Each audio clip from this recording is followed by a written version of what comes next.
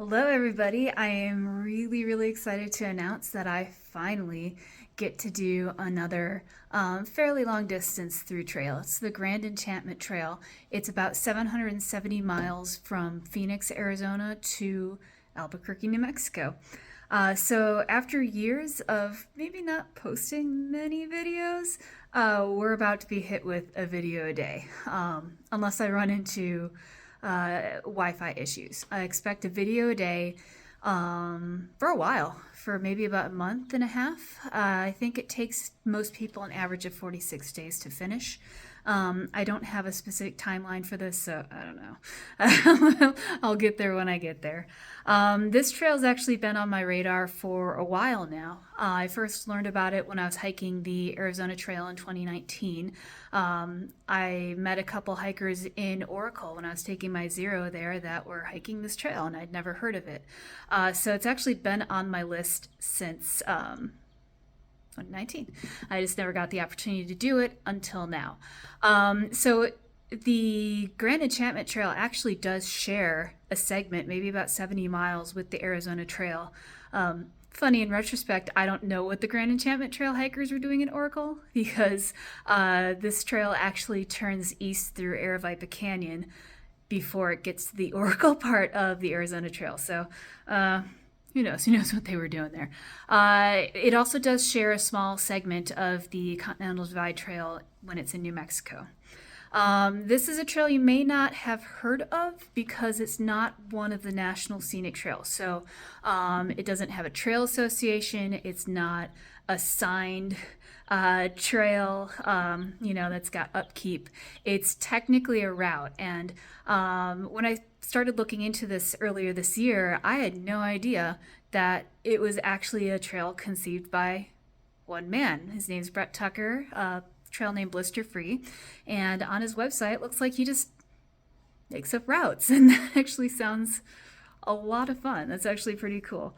But because this is not a national scenic trail, doesn't have the trail association associated with it, there are some extra challenges. So first of all, this is technically a route, not a trail. So it's just piecing together trails. It's piecing together roads. There's some cross country involved. So it's a little bit. It requires a little bit more planning. There's no far out app for this route. Brett Tucker actually just sells maps and waypoints on his website. So there's no far out app. So you actually have to do the old school stuff: printing out your maps, printing out your guidebook, printing out your water sources, and hope that people are updating them. So that's a little bit more of a challenge. Through hiking's gotten very easy since the original Gut Hook, now Far Out app was created. So you can download waypoints and tracks from his website. You can buy those. But again, there's no far out app, so you've got to download those into your own GPS app. So while you have a line to follow and waypoints to follow and a lot of descriptions of where to go and what you'll encounter along the way, you don't have, you can't press your position and say, oh, you're at mile 103. You can't, hit the waypoint for the water source and say, oh, you're 2.4 away from the water source. And then have people updating that water source or the conditions or something like that. So again, the Far Out app has made through hiking really easy, really convenient. But this is a little bit more of an old school version of a through hike. So because this is a route, there are lots of alternates and detours for various reasons. Some of them are just because, they're scenic. One of them is, well, two of them are if you can't get a permit for Aravaipa Canyon, it's the only area that's got a specific timed permit where you have to be there on a certain day. There's an alternate around that. There's alternate around fires. There's been a lot of fire damage lately in Arizona and New Mexico. The property disputes, there's some detours around that. That's always fun. And also conditions like high snow. So this is an above average snow year. It's nothing like the crazy stuff that's going on in the Sierra Nevada right now. My heart goes out to all you thru hikers. I hiked in a big snow year 2017, and this year's snowpack is way above that. But Arizona and New Mexico, not quite the Sierra Nevada as far as the snow, but is definitely above average. So I'm actually starting the trail like a week and a half, a little over a week after I'd originally intended to. By pure luck, there was a permit day for Aravaipa Canyon that opened up after like a week after I had originally had my permit, so I was able to switch it and delay it a week. So I'm hoping the snow melts out a little bit. Part of the problem with that is there's going to be a heat wave when I'm going through the low desert. So that's not going to be fun at all. But hopefully that snow will melt off. Because, you know, the people who are updating the water reports now are having some problems going through that first snow area, and that's not even the biggest snow area. So fingers crossed on that, and pray for me in the low desert, because it's not going to be fun. So I think that's about all the introduction I'm going to give. I hope I'm prepared for this trail. Again, you know, you've got to kind of consolidate all the information. There's less people doing it, so I'm going to get less feedback. I don't use Facebook anymore, so I'm not going to have those updates. So that's that. And for these big trails, I do show you what's in my bag. I don't have the latest, greatest, lightest gear, partly because I don't have an unlimited budget to get all the new gear. A lot of my gear is actually still from 2017 when I hiked the PCT. The gear is expensive. Gear is really expensive. So I'm definitely wearing out some of my gear and gradually upgrading as I go. So we'll take a look at what's in my pack. Starting with the big stuff, my backpack I'm taking for this one is the Z-Packs Arc Haul. I was able to get some replacement webbing for the back. It was broken, and so hopefully it might actually arc on this trip, because the temperatures are going to be a little high in that low desert section. Attached to it, I have a chicken tramper camera holder, camera bag. For the tent, the backpack's from 2019. I actually bought that for the Arizona Trail. The tent is from 2017. It's the Copper Spur, the Big Agnes Copper Spur HVUL1. I am in the market for a trekking pole tent, but this was expensive and it still works. So it's patched up in a couple places, but this is what I'm taking for this trip. For cowboy camping, what I do is I just lay the main body out of the tent out, and I use that sort of as the ground sheet. Also from 2017, my Enlightened Equipment 10-degree bag. It's going to be overkill for this trail probably, but it's lost enough stuffing over the years. It's also patched up. No, I'm sure it's not 10 degrees anymore. I'm also taking a Sea to Summit inflatable pillow, a little bit of a luxury here, and also from 2017, my Thermarest Z-Lite sole. Okay, on to the clothing. This is where I've made some upgrades recently.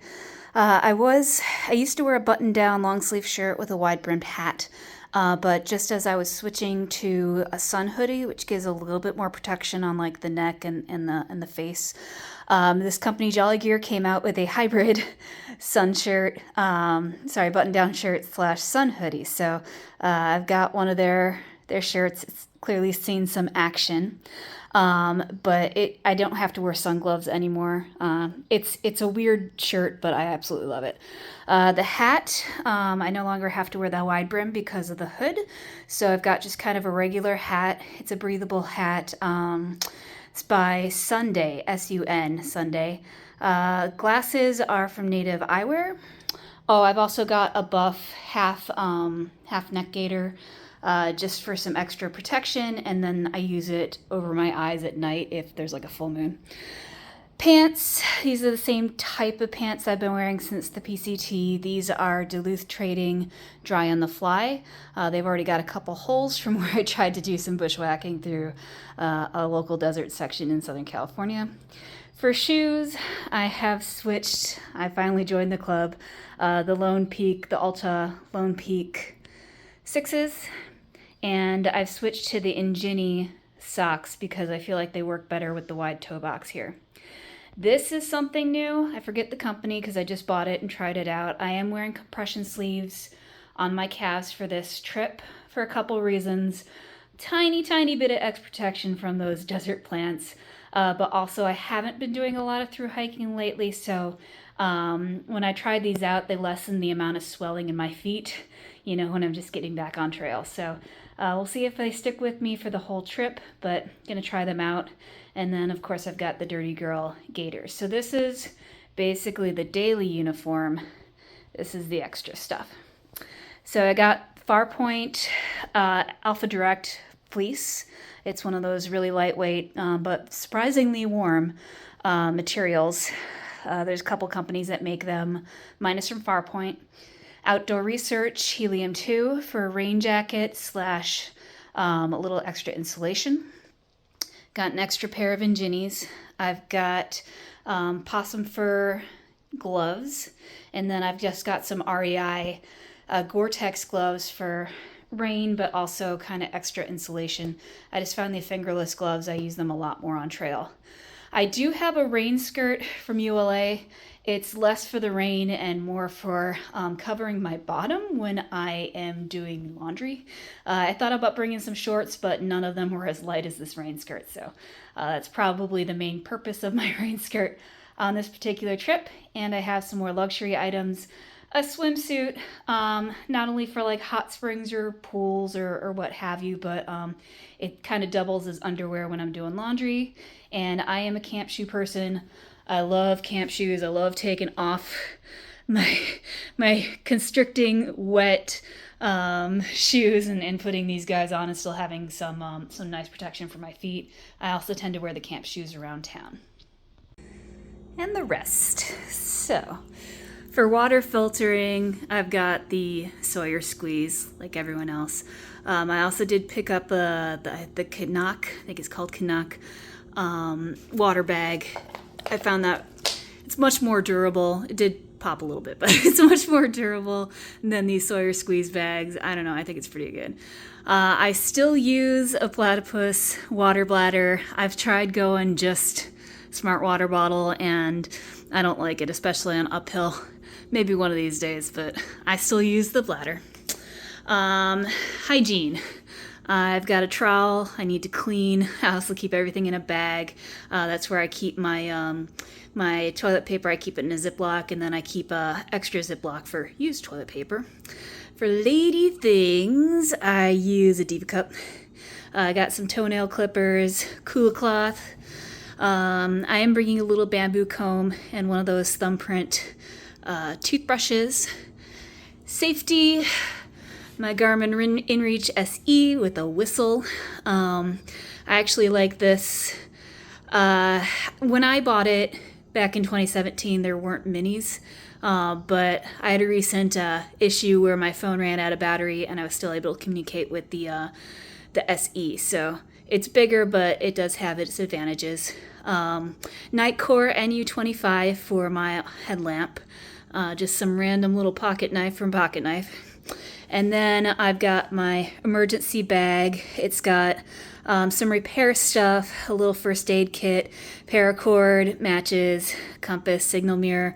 That's a splint for my tent because it is old and I have had those poles pop before. Entertainment, etc., electronics. That's my new phone case. Gosh, I don't remember where I got it from. It's new, I'm trying it out anyway. I have a new phone. It's a Samsung Galaxy S23. So if there's any improvement in video quality from my other videos, that's going to be why. I've got a lock sack for my ID and my permits and such that I can just put in my hip belt pocket. A little USB charger for my camera. My big DSLR, I forgot to put it out here. It's a Canon D3300, and a couple USB cords. This was a big compromise for me. I'm using the bigger Anchor power bank. It's Yeah, I feel like I'm going to be using my phone a lot more on this trail because it's not signed. There's no far out app for it, so the trails are not in good condition in some parts.